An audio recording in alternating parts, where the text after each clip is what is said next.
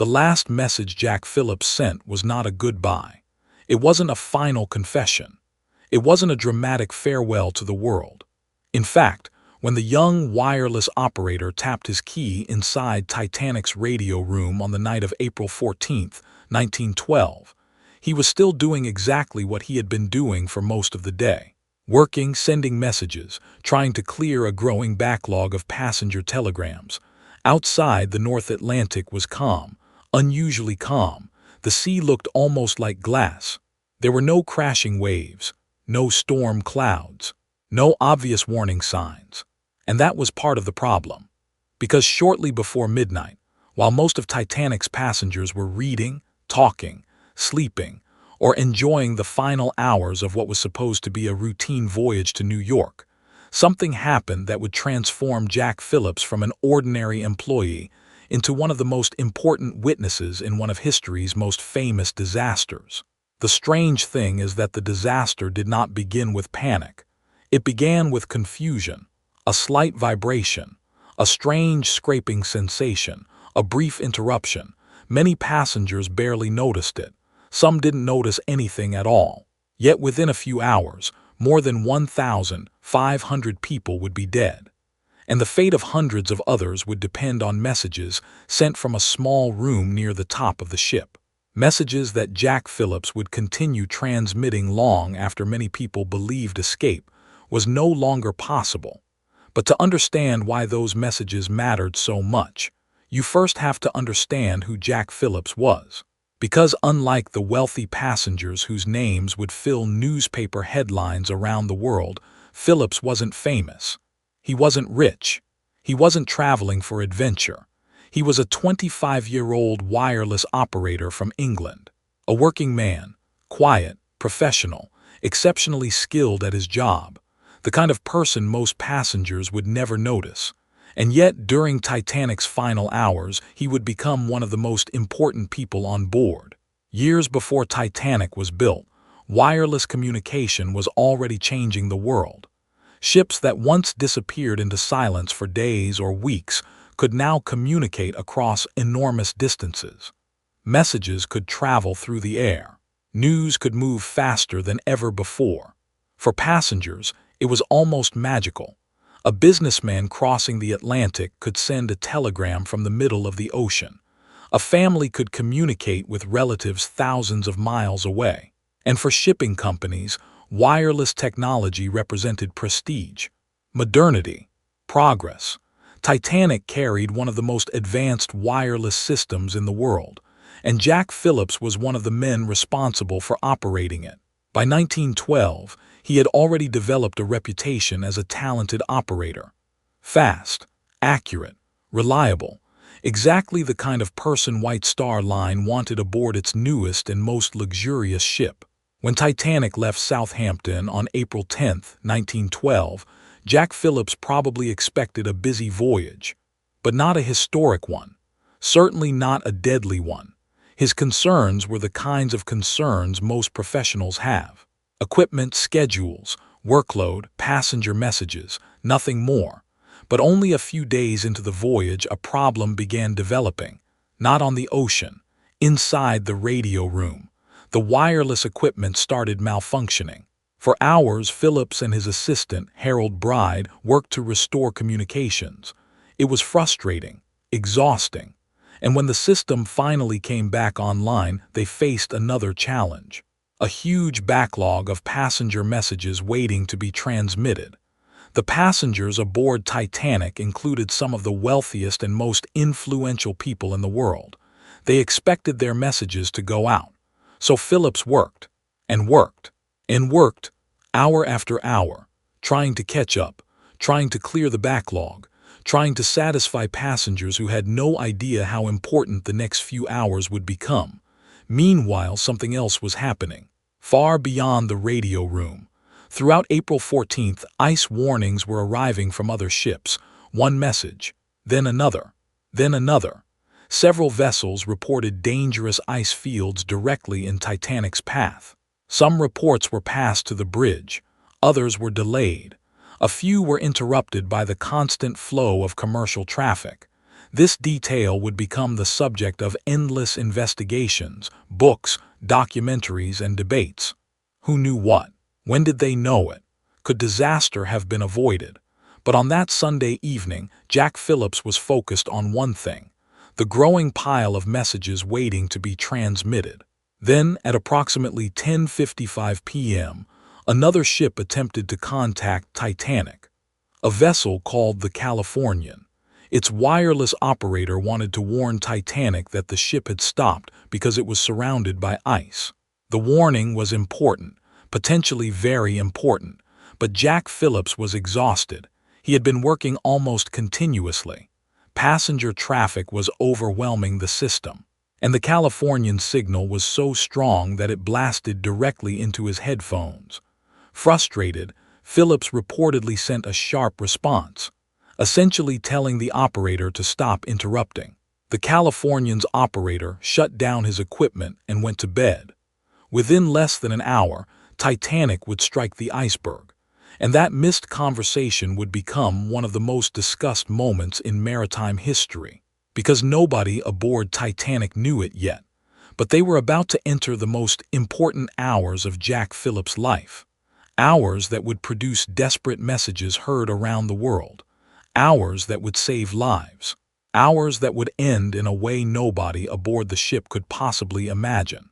And when the first distress signal finally left Titanic, the response it received would create a mystery that historians are still debating more than a century later. At 11:40 p.m., Titanic struck the iceberg. The collision lasted only a few seconds. No explosion, no towering wave crashing across the decks, no dramatic tearing sound that echoed through the ship. For many passengers, it felt surprisingly minor. A slight shudder, a strange vibration beneath their feet, then silence. Some people looked up from their books, others paused conversations. A few stepped into hallways to see what had happened. Most returned to what they were doing. The ship seemed fine. The lights were still on. The engines had stopped, but few people understood what that meant. Even among the crew, confusion was common. Titanic had been advertised as the safest ship ever built. Many people simply assumed whatever had happened could be fixed. But deep inside the ship, beneath the waterline, another story was unfolding. A very different story. Water was entering compartments that were never supposed to flood. And it wasn't stopping. Inside the wireless room, Jack Phillips was still working. Passenger messages continued moving across his desk. The disaster had not yet reached him. Not really. Then came the first sign that something serious was happening. A crew member entered the room and informed Phillips and Harold Bride that they should prepare themselves. The ship had struck ice. At first, neither operator reacted dramatically. Ships encountered problems all the time. Wireless operators were not part of the command structure. Their job was communication. They waited, continued working, and watched. Then another message arrived, this one more urgent. Captain Edward Smith wanted them ready. The captain was beginning to understand what many passengers still didn't know. Titanic was in real trouble. A short time later, Captain Smith entered the wireless room himself. His appearance immediately changed the atmosphere. Smith was experienced, calm, respected, not a man prone to panic. Yet witnesses later recalled that something seemed different, more serious, more urgent. The captain spoke directly to Phillips. The order was simple: prepare to send a distress signal. Those words changed everything, because distress signals were not routine. They were not practice. They were not precautionary. They meant lives could soon depend on the radio room. And suddenly, the most important place on Titanic was not the bridge, not the engine room, not the first-class dining hall. It was the small wireless room where two exhausted operators sat beside their equipment. Phillips immediately began transmitting. The first messages used CQD. At the time, CQD was one of the standard distress calls, essentially a request for immediate assistance. Nearby ships responded. Some were too far away. Others received the signal weakly.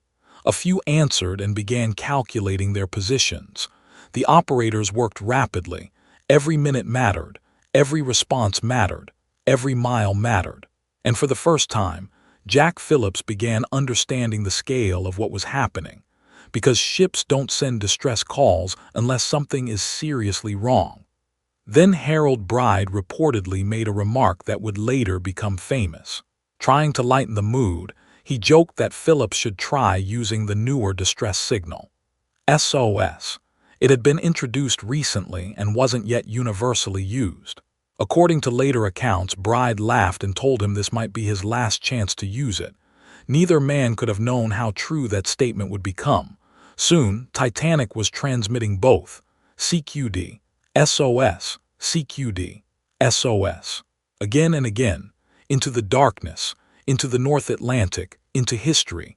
The responses began arriving, one ship, then another, then another. Some were hopelessly distant, 100 miles away, 200 miles away, far too far. But then came encouraging news. The passenger ship Carpathia responded. Its wireless operator had received Titanic's distress calls. The vessel immediately altered course. It was racing toward the disaster. The problem was distance. Carpathia was approximately 58 miles away. At full speed, it would still take hours to arrive. Hours Titanic did not have. As the situation worsened, Phillips became increasingly focused. Witnesses later described him working almost continuously. Headphones on, hands moving rapidly, sending coordinates, receiving replies, relaying information. There was little time for fear, little time for reflection. The work itself consumed everything. Outside the radio room, lifeboats were beginning to lower into the darkness. Passengers were slowly realizing the truth. Crew members moved through corridors. Orders echoed across decks. Yet inside the wireless room, the rhythm remained the same. Send, receive, send, receive. Every message represented a possibility, a chance, a ship changing course, a rescue moving closer. Then something strange happened. Something that would become one of the biggest controversies in the entire disaster.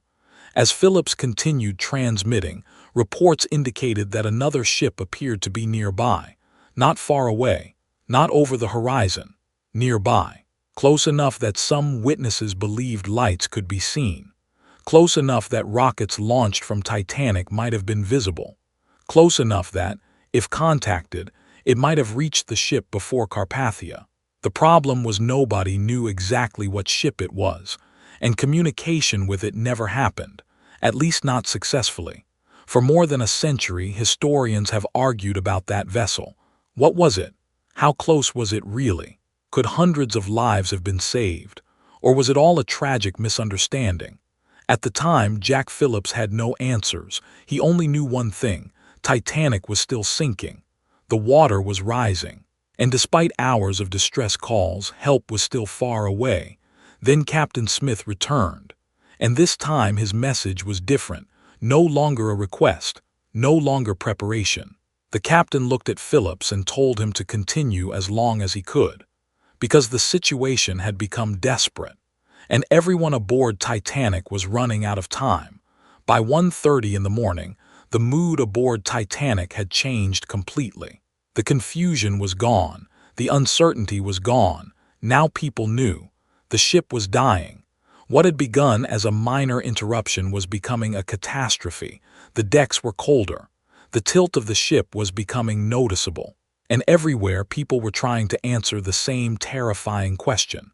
Would there be enough lifeboats?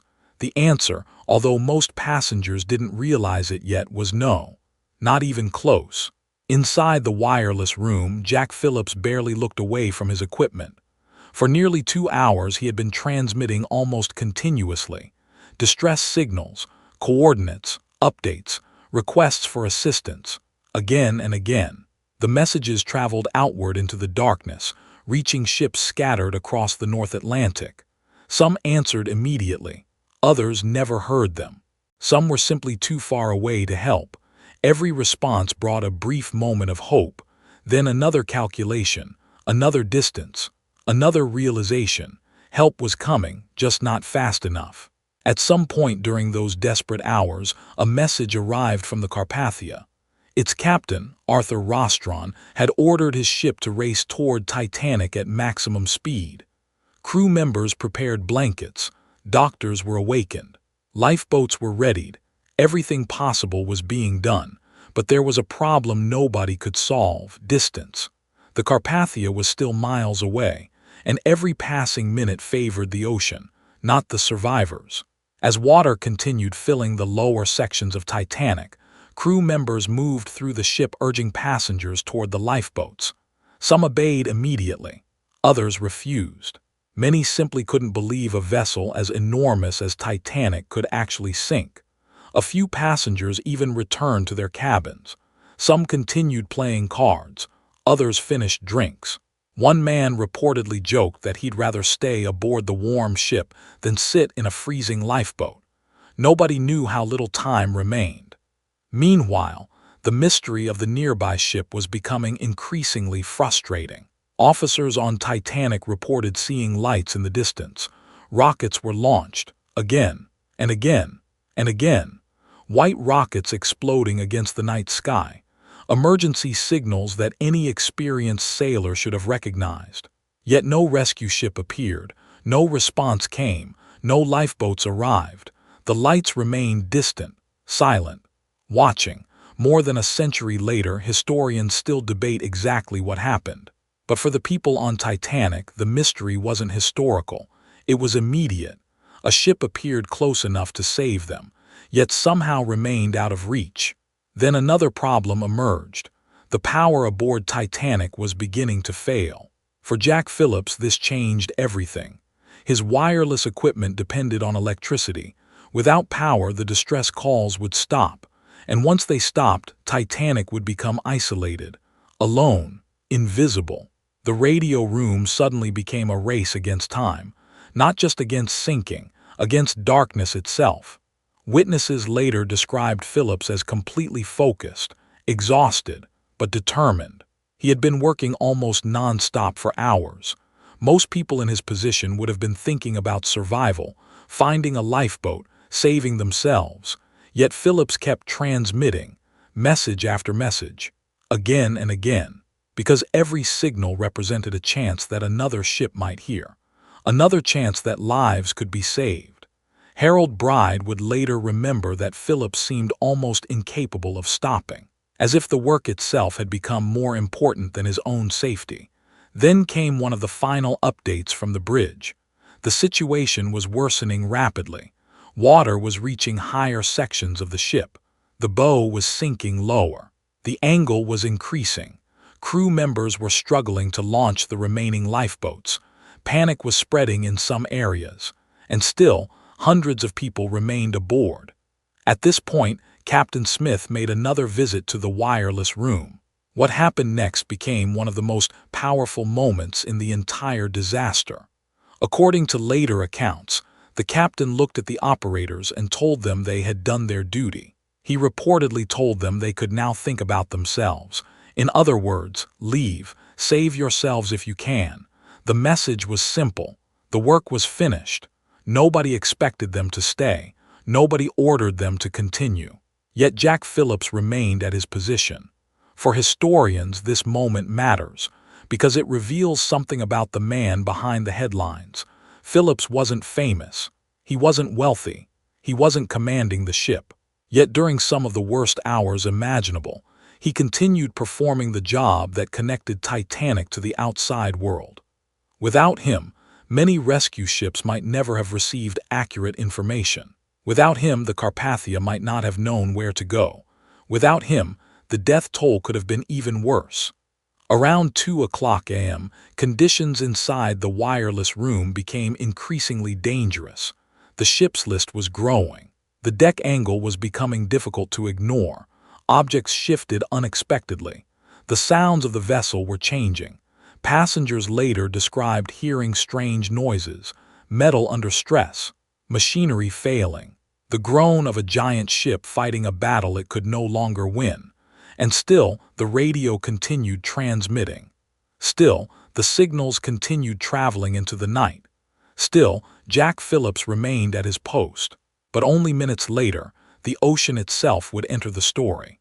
And once it did, the wireless room would become one of the most dangerous places on Titanic, because the water was finally reaching them, and the final messages were about to be sent.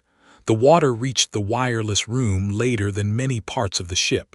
For a while, it seemed almost impossible that it could get there at all. The room sat high above the waterline, far above the compartments that had flooded after the iceberg strike. But by 2 o'clock a.m., Titanic was no longer behaving like a ship. It was behaving like a dying ship. And there is a difference. Everything aboard was beginning to change. Floors that had once been level now slanted noticeably. Doors refused to stay open. Loose objects slid unexpectedly. People walking through corridors found themselves leaning against walls. The ocean was slowly taking control. Inside the radio room, Jack Phillips and Harold Bride continued working. The wireless equipment was still alive. For the moment, electricity still flowed, signals still traveled, and as long as the equipment worked, there remained a chance to help someone, a chance to guide rescuers, a chance to save lives. The messages became increasingly urgent. There was no longer any reason to hide the truth. Titanic was sinking.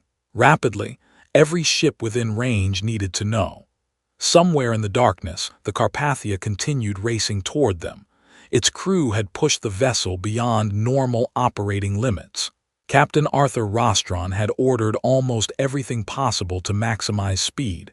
Extra lookouts were posted. Steam was increased. The ship cut through icy waters at dangerous speed. The irony was cruel. One ship was risking everything to reach the disaster. Another nearby ship still remained a mystery, and the people aboard Titanic had no way of knowing which would arrive first, if either arrived at all. At approximately this point in the night, witnesses began noticing something unusual about the passengers. The divide between those who understood the danger and those who didn't was disappearing. Now everyone could see it. The bow sat lower. The deck angle had become obvious. Lifeboats were leaving. The cold was becoming unbearable. The illusion that Titanic might somehow survive was fading. And when illusions disappear, people reveal who they really are. Some helped strangers. Some searched desperately for loved ones. Some prayed. Some froze. Some refused to accept reality until the very end. The disaster was no longer about engineering. It was about people. And every minute their options were shrinking. Back inside the wireless room, the atmosphere had become frantic. Not because Phillips was panicking, quite the opposite. Witnesses consistently described him as focused, relentless, driven.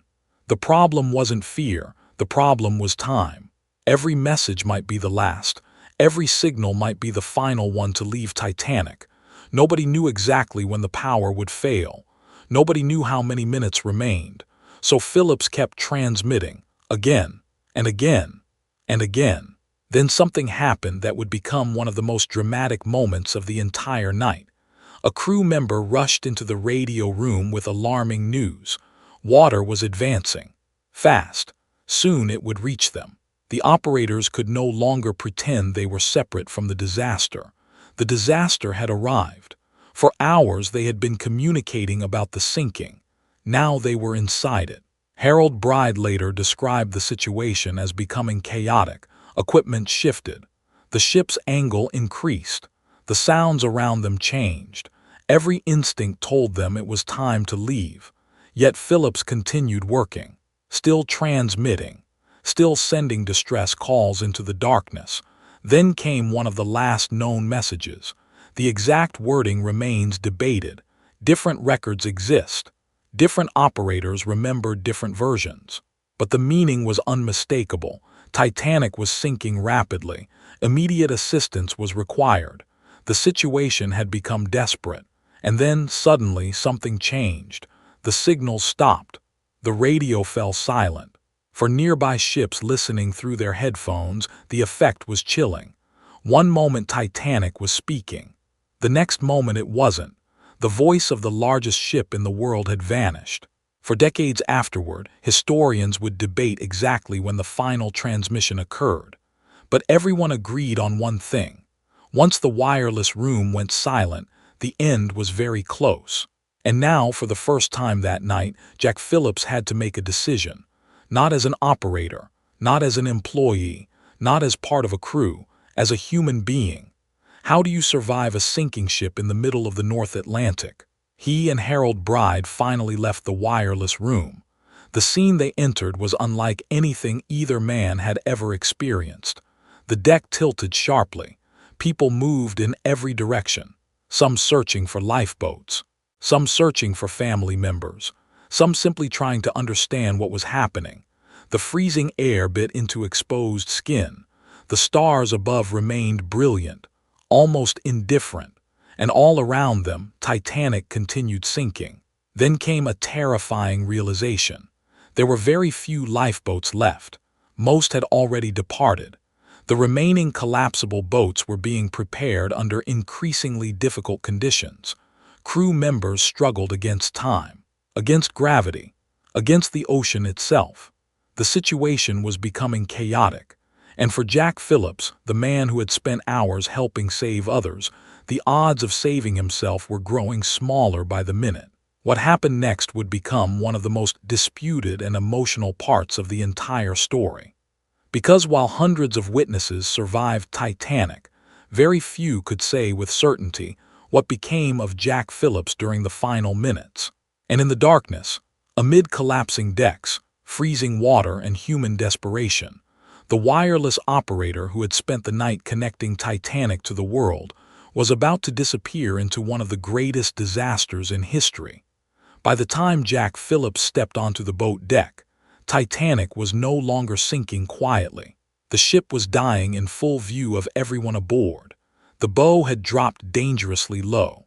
The stern was rising higher into the freezing night air, and everywhere people were running out of time. The lifeboats that remained were not neatly organized rows of rescue anymore. They were opportunities, and opportunities were disappearing fast. For hours, Phillips had lived inside the wireless room. The disaster had arrived through headphones, through Morse code, through desperate messages exchanged across hundreds of miles. Now there was no equipment between him and reality. The reality was ice-cold air. The reality was panic. The reality was a ship that could not be saved. And the reality was that he might not survive the night.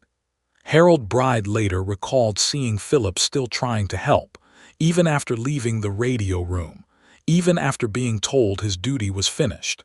That detail matters, because many Titanic stories focus on wealthy passengers, famous victims, powerful people. Yet some of the most extraordinary actions that night came from ordinary crew members whose names were barely remembered. Phillips was one of them, not because he was fearless, not because he knew what would happen, but because he kept doing what needed to be done long after most people would have stopped. Near the forward section of the boat deck, crew members were struggling with one of Titanic's collapsible lifeboats.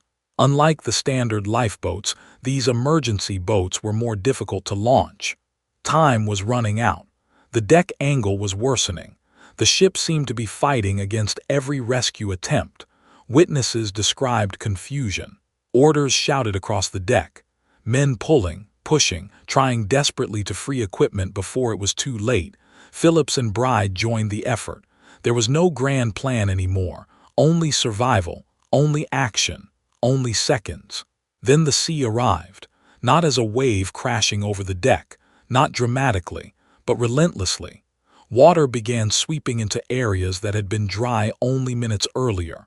The temperature was brutal, around 28 degrees Fahrenheit, cold enough to kill, cold enough to stop a healthy heart within minutes.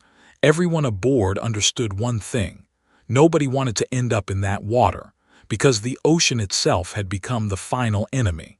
At approximately 2:15 a.m., witnesses began noticing something horrifying. The bow was disappearing completely. The ship's angle increased sharply. People lost their footing. Objects slid across the decks. Railings became difficult to hold. And suddenly, survival wasn't about finding a lifeboat. It was about staying attached to the ship. The giant vessel that had once represented luxury and safety was transforming into something dangerous, something unstable, something terrifying. Harold Bride would later describe being thrown into chaos. At one point, a wave reportedly swept him off his feet. Elsewhere, passengers struggled toward the remaining collapsible boats. Crew members fought to launch them before the sea claimed them. And somewhere amid all of that confusion was Jack Phillips, still alive, still fighting, still trying to survive. Then the historical record becomes strangely unclear. This is where one of the biggest mysteries surrounding Jack Phillips begins. Unlike many Titanic victims, there is no complete account of his final moments. No single witness followed him continuously. No diary exists describing exactly what happened. Instead, historians have been forced to piece together fragments, bits of testimony, scattered observations, memories recorded years later, and those fragments tell a remarkable story. Several survivors later reported seeing Phillips near one of the collapsible boats as Titanic entered its final moments. Others believed they saw him in the water afterward. A few accounts suggest he managed to reach an overturned collapsible lifeboat, the same lifeboat that became one of the most desperate places in the entire disaster. More than 30 men eventually clung to it in the darkness, standing shoulder to shoulder, balancing carefully, trying to avoid being thrown into the freezing Atlantic. Every movement mattered. Every shift in weight mattered. One mistake could send multiple people into the water, and the water was death. Everyone knew it. What happened next remains disputed. Some survivors later claimed Jack Phillips reached the collapsible boat but was already severely weakened. Others believed he had spent too long in the freezing ocean. Several accounts suggest he collapsed during the night. One sailor later recalled that the wireless operator never fully recovered from the cold. Another remembered a man matching Phillips' description, becoming increasingly unresponsive. Nobody can say with complete certainty, but most historians believe the same thing. Jack Phillips survived Titanic's sinking, only to die afterward from exposure. If true, the detail is heartbreaking, because it means he survived the collision, survived the panic, survived the final plunge, survived entering the freezing Atlantic, only to lose the battle hours later. Meanwhile, another man was still alive. Harold Bride. His feet had been badly injured. He was exhausted, frozen, traumatized, yet somehow he survived. And years later, much of what we know about Titanic's wireless room would come from his testimony. Without Bride, many details of Jack Phillips' actions that night might have been lost forever. Because history often depends on witnesses, and witnesses don't always survive. As dawn slowly approached on April 15th, the ocean began revealing the scale of the disaster. The screams that had echoed across the water during the night were disappearing. The cold had done its work. The sea had become silent. And somewhere among the dead was likely the man who had spent his final hours trying to connect Titanic to the outside world. The man whose messages had guided rescuers toward the sinking ship. The man whose hands had transmitted some of the most famous distress calls in history. Yet even as the tragedy unfolded, another question was beginning to emerge. A question that would haunt investigations for more than a century. Because if Jack Phillips had done everything possible to summon help, why had help arrived so late? And what exactly happened with the mysterious ship that some witnesses swore they could see in the distance while Titanic was sinking? When the sun finally rose over the North Atlantic on April 15, 1912, the ocean looked almost peaceful. That was one of the cruelest parts of the disaster. Just hours earlier, hundreds of people had been fighting for their lives in darkness, freezing water, and chaos. Now the sea appeared calm, almost innocent. But scattered across that calm surface were lifeboats carrying survivors who would spend the rest of their lives trying to explain what they had witnessed. And among the questions they carried ashore, one refused to go away. If Titanic had been sending distress signals for hours, why weren't more ships there? The rescue ship Carpathia arrived shortly after dawn. Its crew immediately began recovering survivors. Lifeboat after lifeboat emerged from the darkness. Some crowded, some nearly empty, each one carrying stories that seemed impossible to comprehend. Families separated, friends lost, passengers saved by pure luck, others lost by a matter of minutes.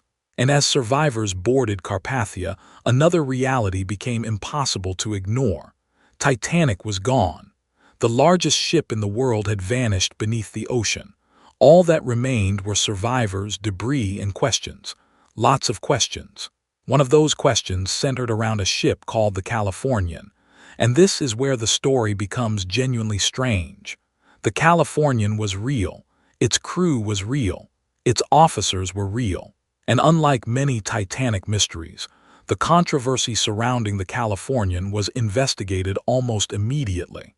Because while Titanic was sinking, witnesses aboard Titanic reported seeing lights in the distance. Lights that appeared close, much closer than the Carpathia. And aboard the Californian, crew members reported seeing rockets in the night sky. The same rockets Titanic had launched while pleading for help. The problem was that nobody seemed to understand exactly what they were seeing. Remember the wireless operator Jack Phillips had spoken to earlier that night. The operator aboard Californian. The man he had essentially told to stop interrupting. His name was Jack Phillips's last missed connection of the evening. The Californian's wireless operator had gone to sleep before the collision. That meant one critical thing. When Titanic began broadcasting distress calls later that night, nobody aboard Californian's radio room was listening.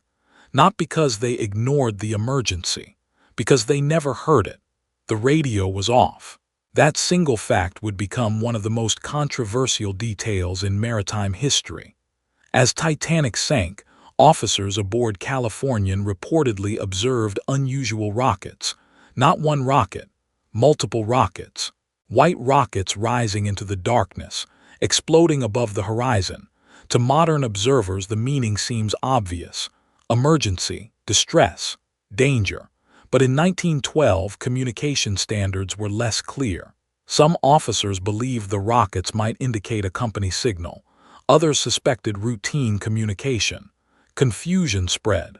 No decisive action followed. And while the officers debated what they were seeing, Titanic continued sinking. The investigations that followed were brutal. Public anger exploded. Newspapers demanded answers. Survivors demanded answers. Governments demanded answers. How could a ship potentially located nearby fail to assist? How could hundreds of people die while another vessel watched rockets in the distance? The Californian's captain, Stanley Lord, found himself at the center of the storm. For decades, many people blamed him directly. Some called him the man who could have saved Titanic. Others argued the situation was far more complicated. And that's where the mystery deepens. Because even today, historians continue debating exactly where Californian was positioned. Over the years, new evidence emerged. Navigation records, witness testimony, reconstructed routes, mathematical calculations. Some researchers concluded Californian truly was close enough to help. Others argued it was much farther away than survivors believed. The debate became one of the longest-running controversies connected to Titanic. And strangely, the farther historians investigated, the less certain the answers became. One witness contradicted another. One calculation challenged another. A mystery that seemed simple grew more complicated. Meanwhile, another mystery quietly developed, the story of Jack Phillips himself. Because unlike many famous Titanic victims, no grave marked his resting place. No final written message survived. No detailed account of his final moments exists. His body was never conclusively identified. In many ways, the man who sent some of the most famous distress calls in history vanished into the disaster he was trying to prevent. All that remained were fragments, witnesses, memories, reports, and the respect of people who understood what he had done. As years passed, Titanic became legend. Books were written, movies were made, investigations continued, Yet something interesting happened. Many of the wealthiest passengers faded from public memory. Many of the most powerful names disappeared from headlines. But the stories people continued telling often involved ordinary individuals. The musicians who kept playing, the crew members who stayed at their posts, the engineers who kept power flowing, and the wireless operators who continued sending messages while the ship died around them. Because those stories revealed something human, something real, something difficult to forget. Yet there was still one final question, perhaps the most important question of all, not about Californian, not about navigation, not about blame, a question about impact. Did Jack Phillips actually make a difference? Did the messages he sent change the outcome of the disaster, or would events have unfolded the same way regardless? The answer to that question would become the true measure of his legacy, and it would reveal why a relatively unknown wireless operator is still remembered more than a century later. When people talk about the Titanic, they usually remember the iceberg, or the ship, or the famous passengers. The disaster itself became so enormous that many of the individuals inside it slowly faded into the background. Yet if you remove Jack Phillips from the story for a moment, something remarkable becomes clear. The disaster might have been even worse, much worse, because while hundreds of people were trying to understand what was happening around them, Phillips was doing something different. He was making sure the outside world knew, and that mattered, more than anyone aboard Titanic could have realized at the time. When the Carpathia finally arrived and began recovering survivors, it wasn't arriving by accident. It wasn't wandering through the North Atlantic and stumbling upon lifeboats. It was there because distress signals had reached it, because coordinates had been transmitted, because somebody had remained at the wireless equipment long enough to tell rescuers exactly where help was needed. That somebody was Jack Phillips. Every minute he stayed in the radio room increased the chances that another ship would hear. Every message increased the chances that another lifeboat would be found. Every transmission pushed the possibility of rescue a little closer. The ocean was enormous. Without accurate information, finding survivors would have been infinitely more difficult. In the weeks that followed the disaster, newspapers around the world tried to make sense of what had happened. Investigations began almost immediately. Survivors gave testimony. Officers answered questions. Engineers, crew members, and passengers were interviewed. And throughout those investigations, one fact appeared again and again. The wireless operators had remained at work long after the situation became hopeless, not because they were ordered to, not because anyone was standing over them, because they understood what was at stake.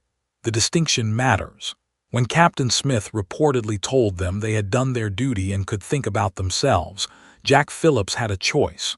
Nobody would have blamed him for leaving. Nobody would have questioned it. The ship was sinking. His own life was in danger. Yet he stayed, and history remembered that decision.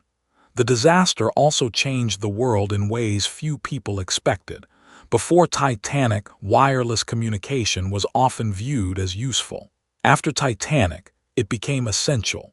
Governments and shipping companies realized something alarming. The Californian's wireless operator had gone to sleep because continuous radio monitoring was not yet standard practice. The result was that one nearby ship never heard the emergency calls. That could never be allowed to happen again. New regulations followed. Ships were required to maintain radio watches. Safety procedures changed. Communication standards improved. Lessons were learned at terrible cost. And in many ways, those changes became part of Jack Phillips' legacy. Not because he intended them, because his actions revealed exactly how important wireless communication had become. Yet perhaps the most fascinating thing about Phillips is how ordinary he was. He wasn't an explorer chasing fame.